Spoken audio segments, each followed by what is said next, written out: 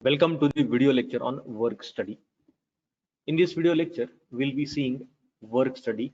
The contents of the work study are method study and work measurement. In this, we'll be seeing the definition, objectives, basic procedure or work study, in which we will be seeing both method study and work measurement.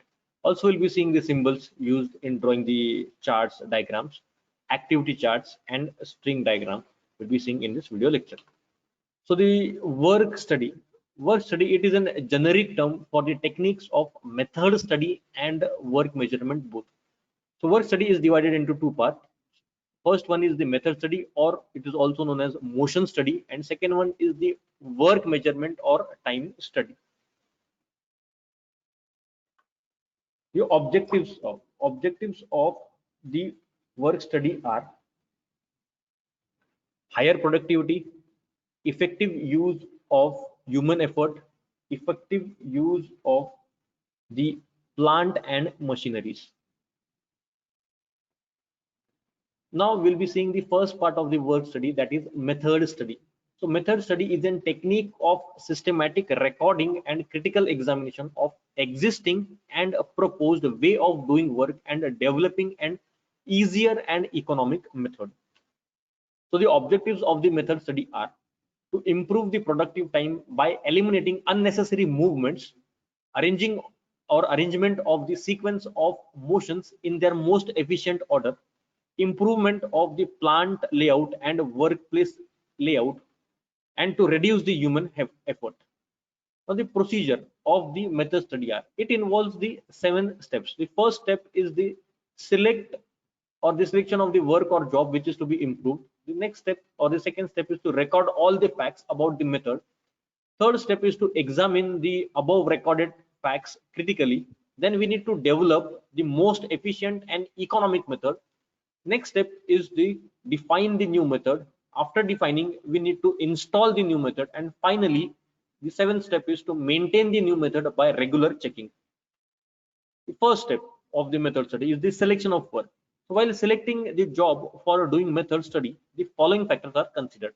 The first factor is the economical factor, the second factor in this is the human factor, and the third is the technical factor. So let us see these factors one by one. So economic factor, the money saved as a result of method study should be sufficiently more. The next is the human factor, the workers should not resist the method study.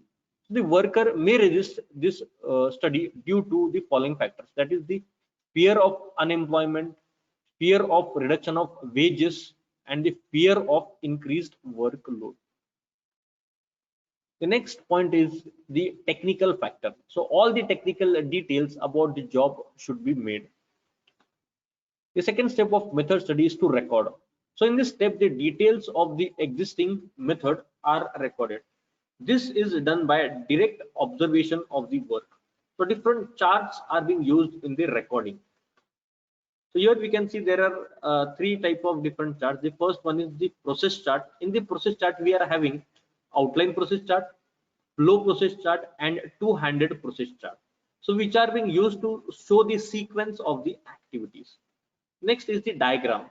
So in that diagrams, we are having 2 things, flow diagram, and second one is the string diagram, so which shows the movement. And finally the time scale chart. So the name of the chart is the multiple activity chart.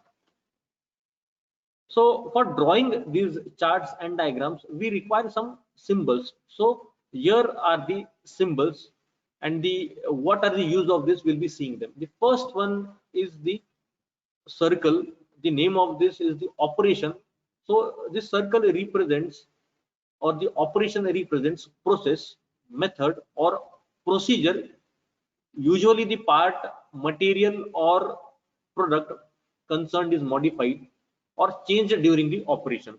So the example of this operation can be giving or receiving of the information, planning, calculations, change in shape or chemical composition, adding or subtracting the material. The next can be the inspection. So the inspection is represented by a square. So inspection for quality and for check of the quantity. So doing verification of an operation, whether it is correctly done or not, is an example of the inspection. The next one is the transportation. movement of workers, materials or equipment from a place to place is represented by the arrow. So the example can be materials is handed on or off the trucks.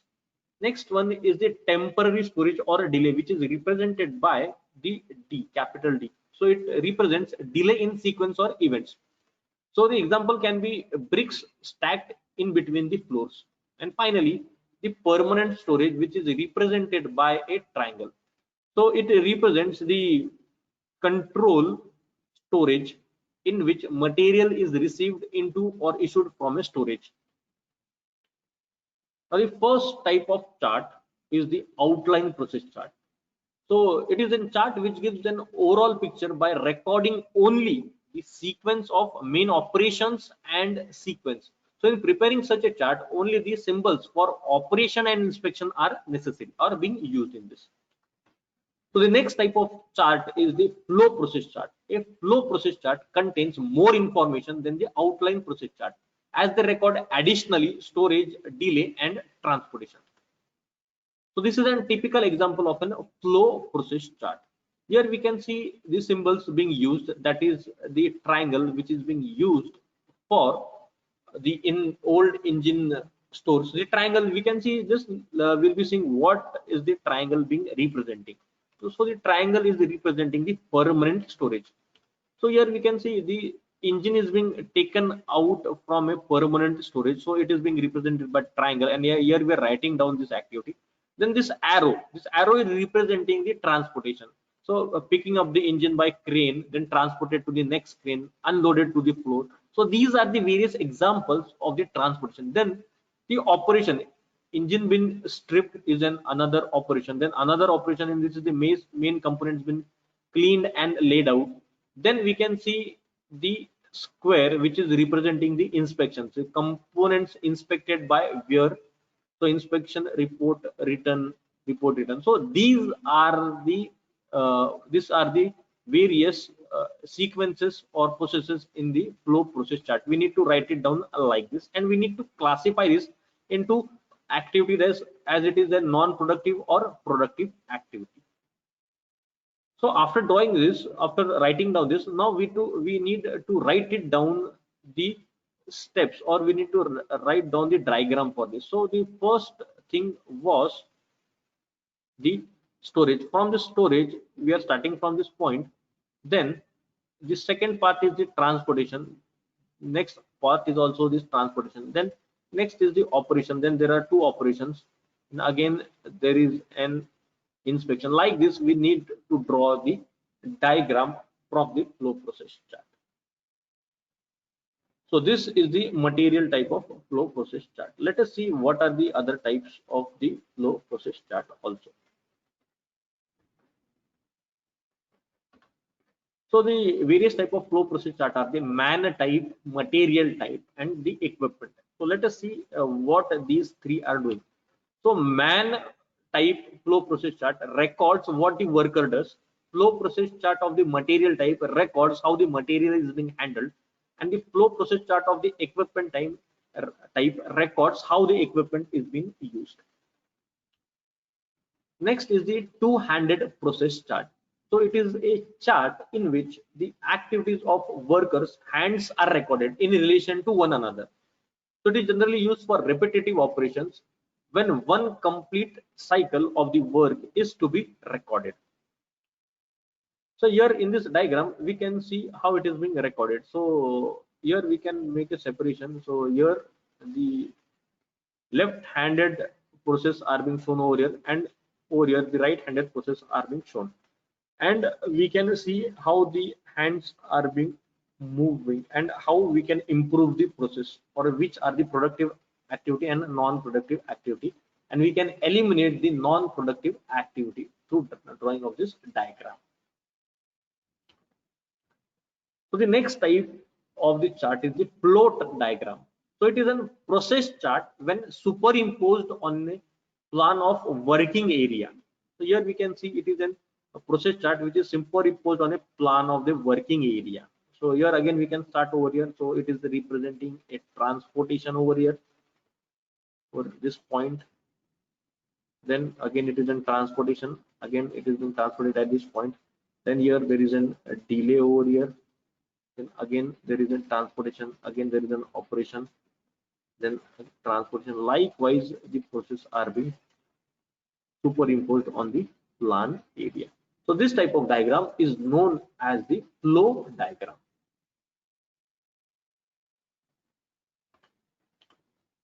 So here there is another type of flow diagram, and we can draw this like this flow process chart also.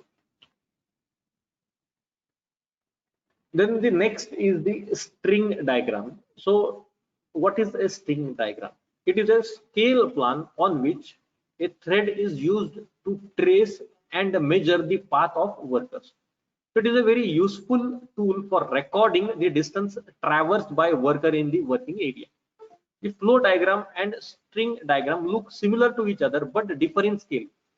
Also, flow diagram is used for recording the movement of men and material when the movement is quite simple and the path is almost fixed. But when there are many paths and they are repetitive, it is not possible to record in a flow diagram. So in such cases, a string diagram is being used.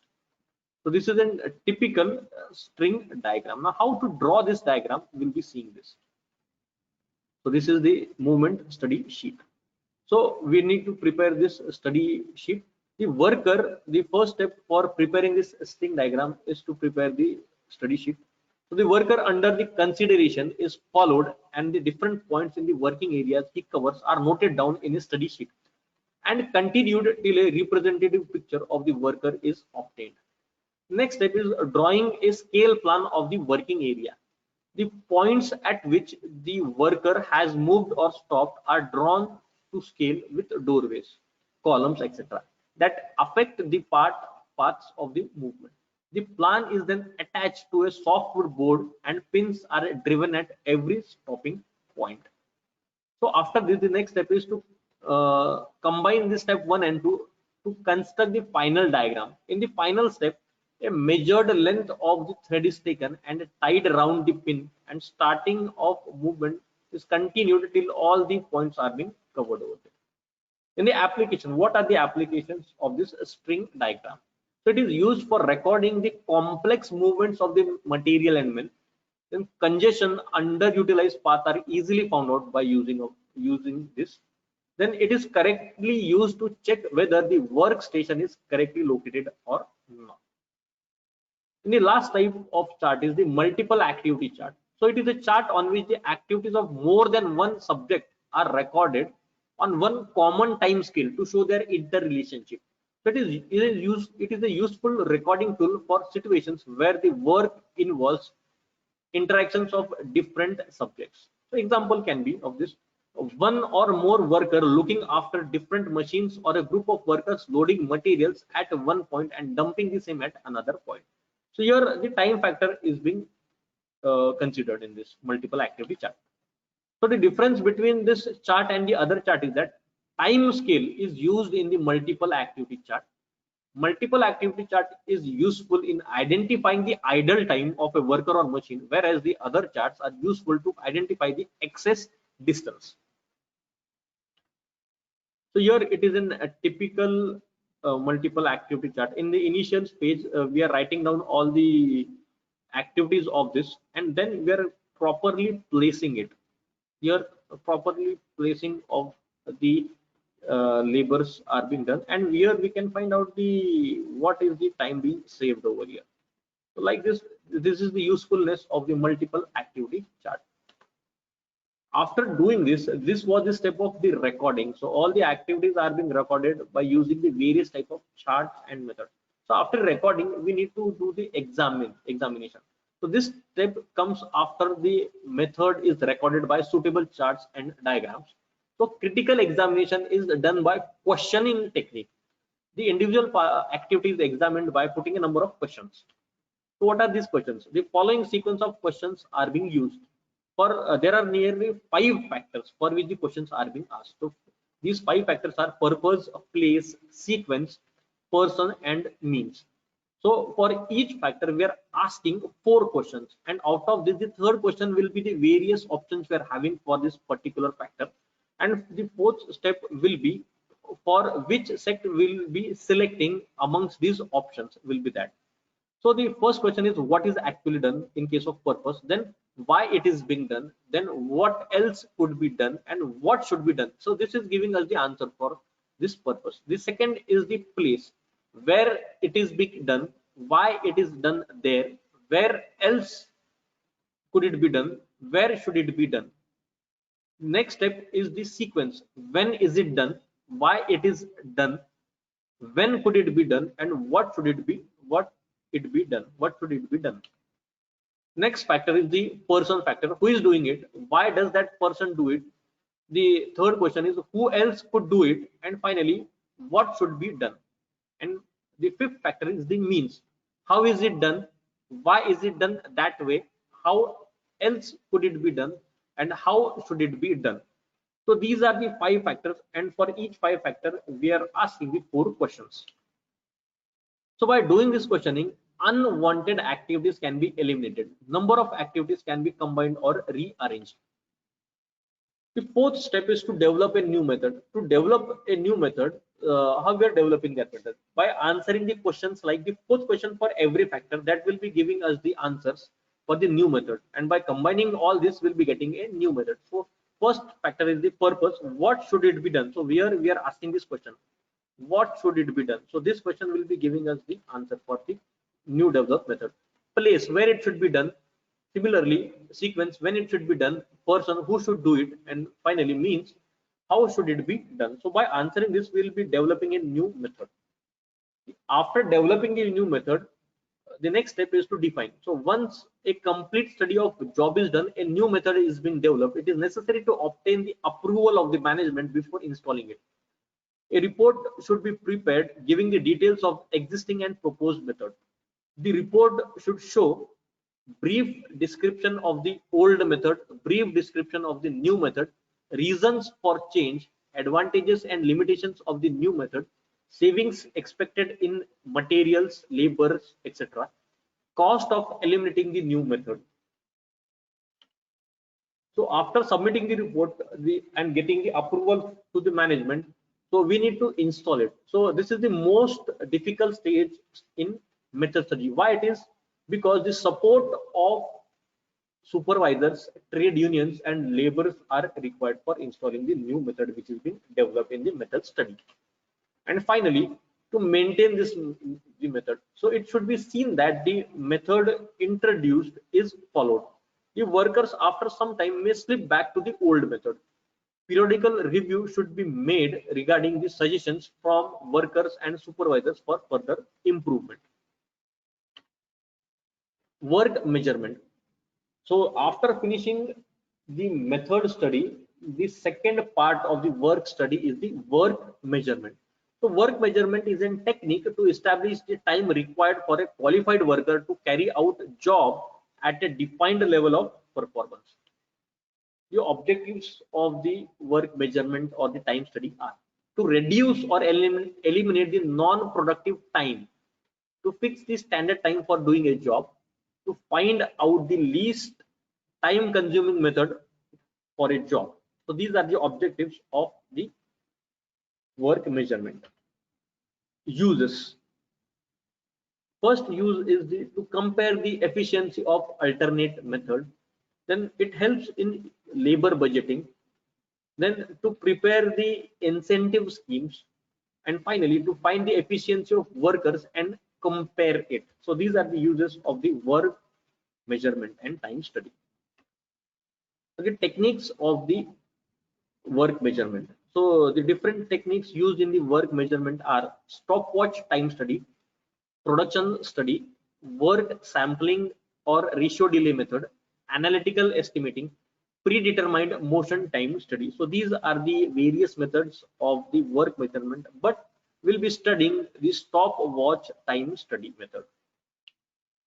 So the procedure of this is the selection of the job, then the recording of the specification. The third step or the third procedure for this is the breaking of operations into elements, then examining each element, measuring using stopwatch, assessing the rating factor, then calculating the basic time, determining the allowance, and combining the standard time. The first step of the work measurement is the selection of job. So time study is always being done after the method study. A job is selected for time study under the following conditions. A new job is there whenever we require a new time standard, to check the correctness of the existing time standard, and before introducing an incentive scheme. Then the second step is to record. The following information is recorded. First is the product name, product number, specification in case of equipment. The next information will be recording is the work conditions, temperature, humidity, etc. So this information is used for deciding the allowances. And finally, about the operator name, age, experience, etc., which is needed for the rating of the operator. The third step is breaking of operations into elements. So each operation is divided into number of elements. It is done for easy operation and accurate measurement, and separate productive time and unproductive time. So there are various elements and they are grouped under various things. So we will be seeing one by one to them. So first one is the constant element. So it is an element for which the basic time remains same whenever it is performed. For example, can be switching off of the computer. So it will be taking same time whenever you will be doing it. So that is a constant element. Next is the variable element. It is an element for which the basic time varies depending upon the characteristics of the equipment or process. The example for this various variable element can be cutting of a log of wood, through which the time depends upon the diameter. If the diameter of the log of wood is more, then the time required will also be more. So there will be a variable in time. Similarly, excavation, the time depends upon the time type of the rock. If there is a hard rock, it will be taking more time, and if it is soft rock or murum or soft soil, then it will be taking lesser time. So it is a variable element. The next group of element can be the occasional element. So it is an element which does not occur in every work cycle of the job. So it may occur at a regular or irregular intervals. So example of this occasional element can be resetting of tools, power off, etc. The next type of element can be manual element. It is the element performed by worker only. Then next can be the machine element. So it is the element which is performed by power driven machine. And finally, the foreign element. It is an element which is not a part of the job. Example can be cleaning of the machine or equipment, etc. So after this, we'll be seeing the general rules to be followed for breaking down the elements. So each element should have a definite beginning and end point. Next step or the next rule is an element should be as short as possible so that it can be conveniently timed. Next is manual element and machine elements should be separately timed. And finally, the rule is occasional elements and foreign elements should be separately timed. So after doing this, we need to examine each element. The elements are examined to find out whether they are effective or not, or they are wasteful. After doing this, measuring using the stopwatch. The time taken for each element is measured using a stopwatch. There are two methods of measuring. First one is the flyback method and second one is the cumulative method. So time observed using the stopwatch is known as the observed time, but it is not the basic time. Next step is to assess the rating factor. Rating is the measure of the efficiency of an worker. The operator rating is found out by comparing his speed of work with the standard performance. The rating of an operator is decided in consultation with the supervisor. The standard rating is taken as 100. If the operator is found out to be slow, his rating is less than 100 and vice versa. So let us see the calculation of the basic time. So basic time, it is the time taken by an operator of the standard performance. So for which the rating is 100. The observed time is not the basic time. The rating factor is applied to the basic time, and thus the basic time is calculated by the basic time is equal to observed time multiplied by operator rating by standard rating. So let us understand with the help of a small example. So assume that the observed time is 0.7 minutes and the rating for that particular person is 120. So 120 means he is faster than the standard performance. Therefore, he's been given more than 100.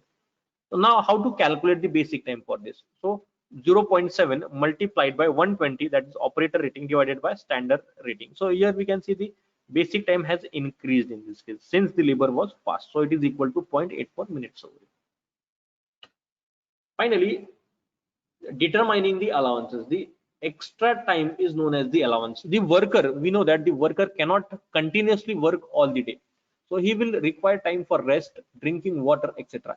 Similarly, unavoidable delays may occur due to tool breakage, etc. So some time is added to the basic time. This extra time is known as the allowance. So what are the various types of allowance? So it can be rest allowance, it can be process allowance, it can be special allowance, and it can be policy allowance. And after this, we need to compile the standard time, which is our objective of the work measurement. So the standard time is the sum of basic time and the allowances. So standard time can be calculated as observed time plus rating factor plus rest allowance plus process allowance plus policy allowance. So by adding this, we can get the standard time.